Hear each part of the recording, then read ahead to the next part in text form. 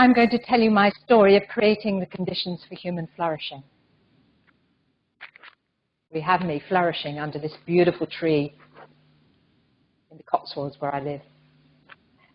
I have 3 messages today.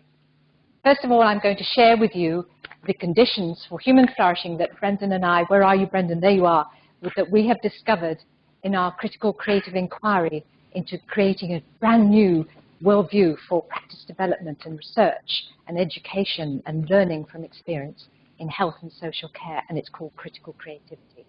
And I'm going to share those conditions with you and tell you a story of how I'm using them.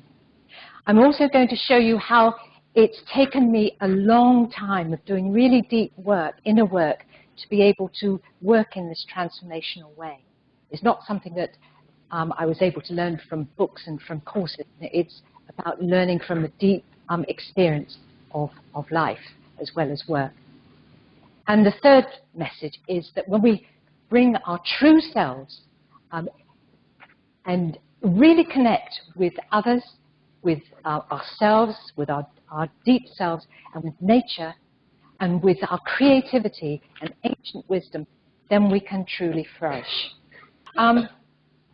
Critical creativity achieves human flourishing through both its ends and its means. And when Brendan and I started working on developing this new worldview, we were talking about human flourishing as maximizing people's potential for growth and for transformation, particularly through turbulence, because we work in practice development and action-oriented research, where we're bringing about transformation in ourselves, in our workplaces, our organizations, our cultures. And these kinds of changes are often very turbulent. And we were discovering ways of working that were enabling people to flourish through turbulence. More recently, we have done a refinement of our definition of human flourishing. And this is about human flourishing occurs when we bound and frame coexisting energies, when we embody contrasts, when we embrace the known and yet to be known, and when we achieve stillness and harmony, and when we give and receive loving kindness. Very important, the loving kindness. So once upon a time, back in 1994, I was studying for my doctorate. I was deep in my data analysis. I was in my head just big time. And I was really enjoying it, and I was flourishing. But then I had a very deep sadness in my life, and I fell into a deep well of sorrow, and I was really languishing. I was quite the opposite. Now, when I started to re-emerge from the well, I realized that I needed to change myself. When I was able to get back to my books, I read this book, and it really changed my life, Women Who Run with Wolves. And I realized that I needed to start to link with my deep instinctual self as I read fairy tales and myths and the Jungian analysis of these stories by Estes. I began to see that this is what I needed to do. I needed to become whole. I needed to develop the whole of myself. But I felt that I couldn't do this on my own. It was something that I needed to do with others. So I decided to go on an alternative holiday on the island of Skiros in Greece. And there I danced on the beach to the beat of the drum. I danced and sang in the early morning sunshine.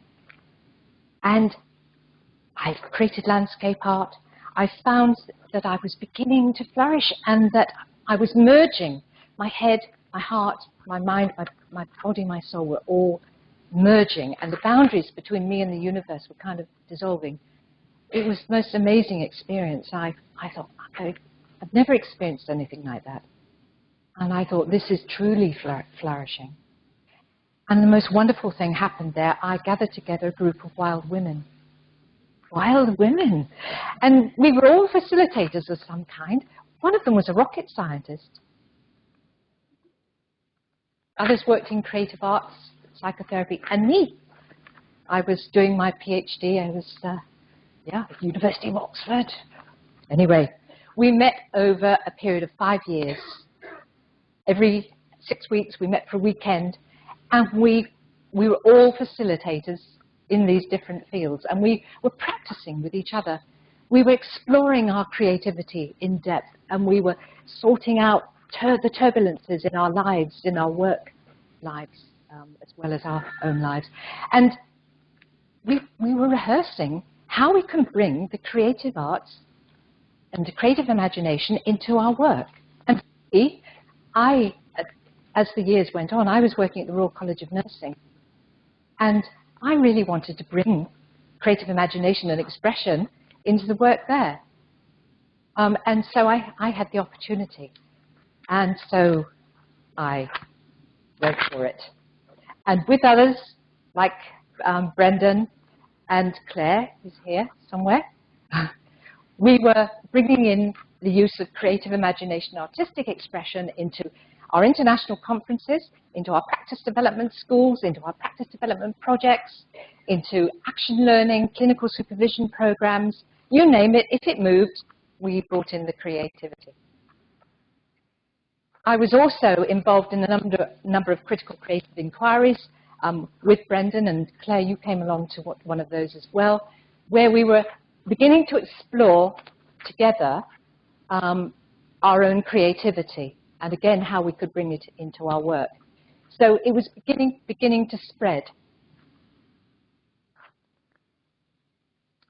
You see on this slide, you see some words. These are professional artistry processes. From my PhD, I uncovered some of the hidden processes of professional artistry, and these are some of them. And I was developing these in my work with others at the Royal College of Nursing. Attunement, being attuned, synchronicity, synergy, balance, flowing, working with energy. So now I'm going to share with you the 3 conditions that have arisen in my work with Brendan. And these photographs were taken where we started to really begin to be able to put into words what the conditions are. And the first is stillness in a landscape. And stillness in a landscape is about being open and being still in the workplace, in the practice development space, or the education space, or the research space. It's about creating, allowing oneself to let go of our habituated ways of seeing and being and knowing and doing. Opening up, letting go. And I have found that I do this by being truly present, by creating a kind of stillness when I'm with people in the turbulence of practice, or the inner turbulence that we all undergo through when we're bringing about major transformations in ourselves and in our lives and at work. And it's about really being there for people. And stillness helps us to access tacit knowing, things that the stuff in there that we know with our bodies, but we don't know them with our heads. And being still in the landscape will help to bring it to the surface. The next condition is called becoming the rock. And this is about being a living example, an embodiment of what you really believe in, your beliefs and values, and the philosophy of your way of being and working, and of your life, and the theories that you might draw. Now for us, Brendan and myself, this is about embodying critical creativity, being it. People say to me, and I expect they say it to you too, Brendan, you are critical creativity, Angie. You're just, everything that you do is it. And that is extremely important, because when people sense a lack of authenticity or congruence between the way that we are as facilitators or educators or researchers or practitioners and with what we say, then there's a distance. And the third condition is nurturing, flowing, and connecting. And this is the condition that's the most hidden. And it's the most embodied. It's about being rather than doing. And because of that, it's the condition that's the hardest to learn.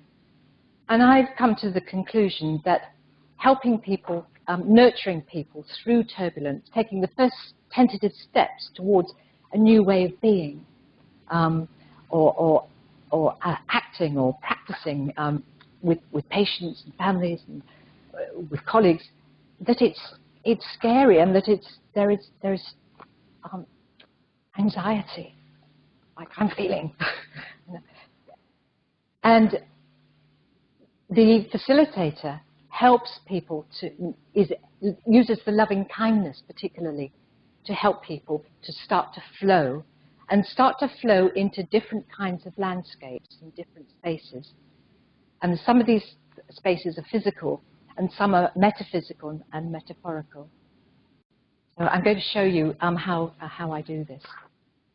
And connecting is about helping people to connect the inner knowings, the things that are happening to them, making connections with the outside world. So connecting with the micro, with the macro, and understanding the things that are going on outside by understanding oneself. That's an example of connecting. And this condition is done through those processes of professional artistry I'm proposing.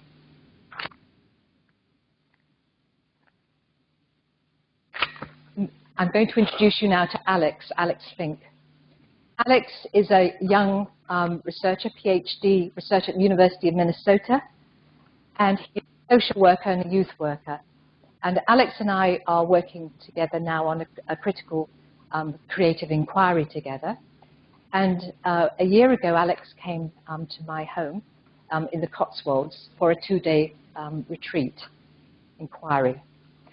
And when I picked him up in Oxford, it was very clear to me that he was in a headspace, and it reminded me of me back in 1994. And he'd spent a couple of days in a very intellectual space, he told me later. And I knew that if he was going to experience critical creativity and transformational practice development, which is what he said that he wanted to do, that I would have to help him to move out of his head and into his body and into his heart.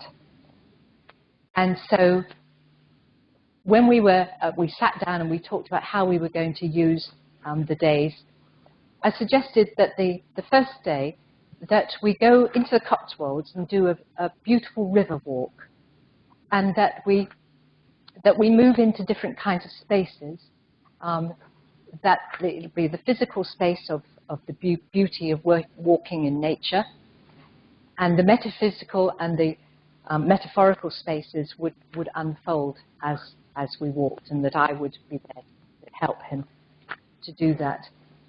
And he agreed. He said that he did want to move out of his head. He recognized that that's where he was. So the next morning, off we went. When we arrived at the start of the walk, we got out of the car, and I said, what I'm going to suggest, Alex, is that we walk down the lane until we reach a farm gate. And while we're walking down the lane, we are thinking about our inquiry question, the thing that we want to explore today. So we were starting in a headspace, and I was giving, if you like, sort of permission for that. But I said, when we get to the farm gate, then this is going to be a portal. It's going to be a gateway into another kind of space. We'll walk in silence down the lane, and we're attuned to each other, but we don't speak to each other. When we get to the gate, we're going silently through into a meditative or contemplative space where we are going to be still in the landscape. And we're going to open up our senses, and we're going to notice what we notice with all of our senses, and we're going to let go of our thoughts. And we'll walk for, let's say, 20 minutes, half an hour, until we feel ready to stop.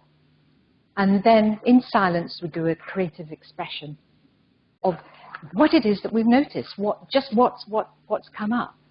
And when we let go of our heads, the most incredible things will often arise. So yes, we did this, and we went through the farm gate in it was sort of like a bit of a ritual, but very brief and low key, into the meadows, into these beautiful buttercup meadows. And I was aware that this was a very new way of working for Alex, and that I needed to model, I needed to be the rock, I needed to show him how to open up the senses. So although I was truly present for myself in that meadow, I was also in another space of showing him how to really, really, really look at things, really spend time being still and really looking into the heart of a flower, or really feeling the grasses, or feeling the breeze, and I was trying to show him that. And so I was kind of moving into the conditions, these different spaces of being still in the landscape, but also being the rock. And that becomes possible with time and with practice, to be in different spaces at the same time, and to be, well, to alternate, to interplay, and to be authentic.